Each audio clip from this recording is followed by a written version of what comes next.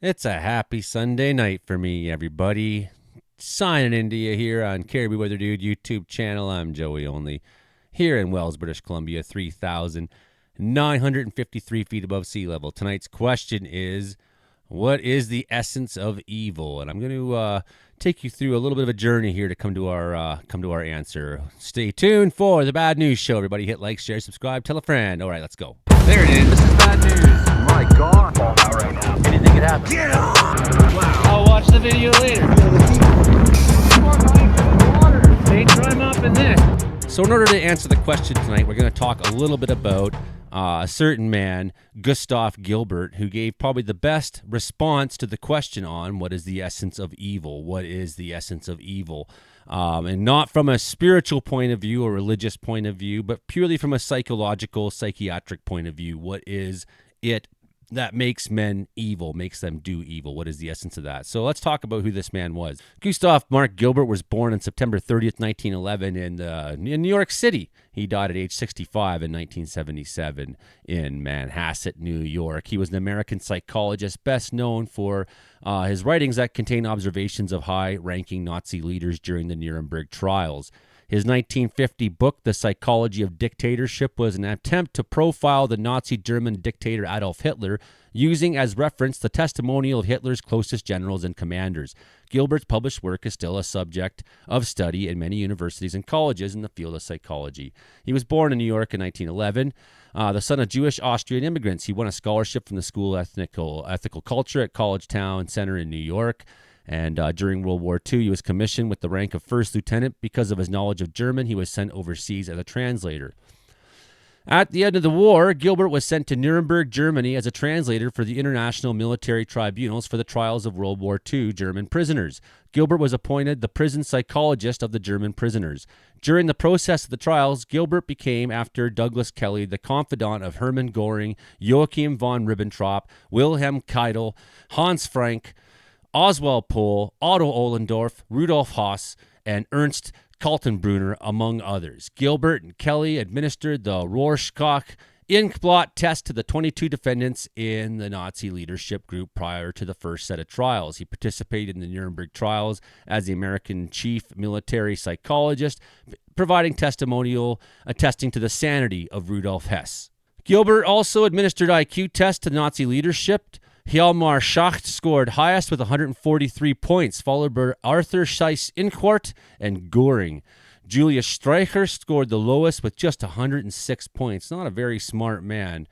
In 1946, after the trials, Gilbert returned to the U.S. He stayed busy teaching, researching, and writing. In 1947, he published part of his diary consisting observations taken during interviews, interrogations, eavesdropping, and conversation with German prisoners under the title Nuremberg Diary.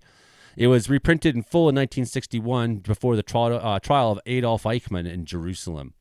The following is a famous exchange Gilbert had with Göring from his book. Herr Hermann Göring: Why, of course the people don't want war. Why would some poor slob on a farm want to risk his life in a war when the best he can get out of it is to come back to his farm in one piece? Naturally, the common people don't want war, neither in Russia, nor in England, nor in America, nor for that matter in Germany. That is understood. But after all, it is the leaders of the country who determine the policy, and it is always a simple matter to drag the people along, whether it is a democracy or a fascist dictatorship or a parliament or a communist dictatorship. Says Gilbert, there is one difference. In democracy, the people have some say in the matter through their elected representatives, and in the United States, only Congress can declare wars. Well, we'll see soon if that's the case. Then Herr Hermann Göring says, oh, that is all well and good, but voice or no voice, the people can always be brought to the bidding of the leaders. That is easy. All you have to do is tell them they are being attacked and denounce the pacifists for lack of patriotism and exposing the country to danger. It works the same in every country. So here's the quote we're going to look at, and I'm going to come back to this quote in a second, but this is what Gustav Gilbert said on empathy and evil. His words are just as valid today. He says, I told you once that I was searching for the nature of evil, and I think I've come close to defining it. A lack of empathy. It's the one characteristic that connects the defendants, a genuine incapacity to feel with their fellow man. Evil, I think, is the absence of empathy. So, Joey, why are you bringing all this up? What's this in relation to? Thank you for asking. I'll tell you right now what is on my mind. It's a certain quote that a certain subhuman wannabe dictator has made. And certainly someone we should consider an enemy to all of us here in Canada, if not the people of the United States as well, if not the people of the entire fucking world. Okay, this is what this guy says. The fundamental weakness of Western civilization is empathy.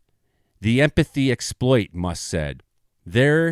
It's only there exploiting a bug in Western civilization, which is the empathy response. Empathy, he said, has been weaponized. Empathy, he said, has been weaponized. Now, let's read the attached below once again. We already just read it. I told you once that I was searching for the nature of evil. I think I've come close to defining it. A lack of empathy. It's the one characteristic that connects all the defendants. A genuine incapacity to feel with their fellow man. Evil, I think, is the absence of empathy. The absence of empathy is what makes someone psychopathic. Okay, now let's look at some of these responses back on this other feed once again we were on. Last thing. This is people's responses on this Threads thread. We are witnessing the twisted, ugly fruit of 20 plus years of Fox News weaponizing ignorance and hatred. Yeah. Just like Hannah Arendt once wrote, where empathy vanishes, men open their soul and mind to barbary.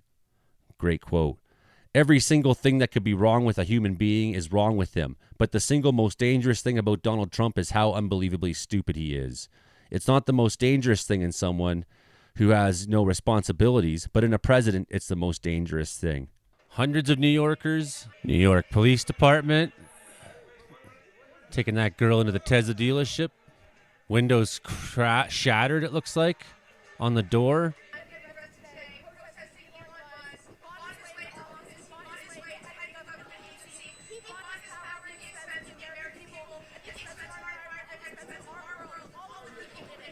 Hear, hear.